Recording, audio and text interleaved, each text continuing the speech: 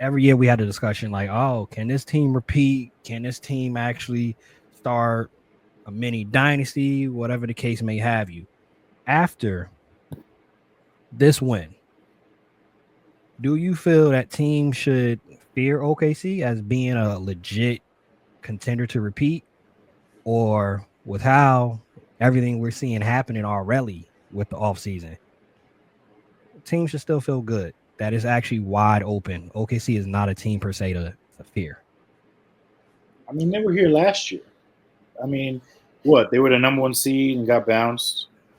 They were young, and that helped them this year. That helped them with Denver. That helped them in this series facing adversity a little bit. So I do think that they could repeat. I mean, in the Western Conference, I mean, Houston just made that trade for KD, so that's going to be one of the threats. But outside of that, I mean, they have the best team. They're going to be the favorites.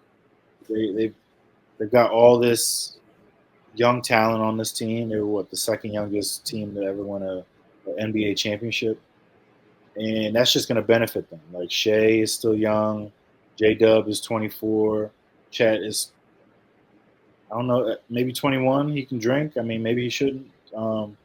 So for this team, it's a special group that they got, and they're only going to keep developing. And I believe in Sam Presti.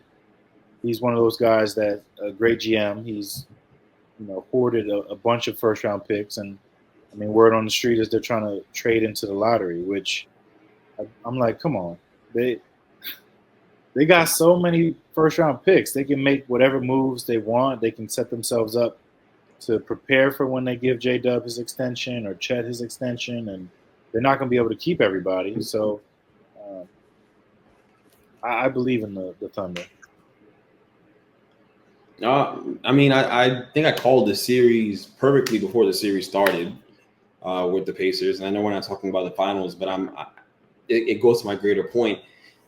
If the Pacers can challenge them the way that they did, and let's face it, if Tyrese hadn't blown a tire, I think there's a chance that the Pacers win that series, or and win that game 7, because they were up at half without him, right? And I know Tyrese has been playing pretty well, so I think there are teams that are going to close the gap. I don't think the Thunder are so great that the gap between them and the next team is insurmountable. I've only ever felt that way once in my life, and that was with the KD Warriors, with that team, and when KD decided to be a whore and go over there. And so really outside of that situation, outside of that team, no team has ever felt inevitable to me. Maybe the Bulls felt that way back in the day, to everybody, to our older folk that listen to the podcast. But certainly when you talk about this team, you talk about the Thunder, obviously they have a chance to repeat, but I'm not going to sit here and tell you definitively that they are going to. I mean, the Celtics with all that talent, couldn't get the job done in repeating. It's really hard to go do that in the NBA. It's a long, rigorous season. It's taking a toll on these guys' bodies. You have to be really lucky to pull that off.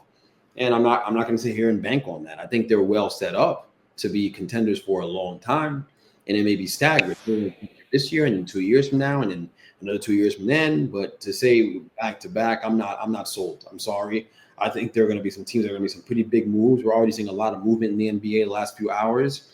There'll be a lot more. There's going to be a really crazy and hectic offseason. And starting tomorrow on draft night, I'm sure it'll get a little more crazy. So, I'm not going to sit here and tell anybody with confidence that I think this Thunder team's going to repeat. I think they've obviously overcome some stuff, but it's going to be challenging, I think, to pull off a repeat for any team in this era of basketball with the way the CBA is set up.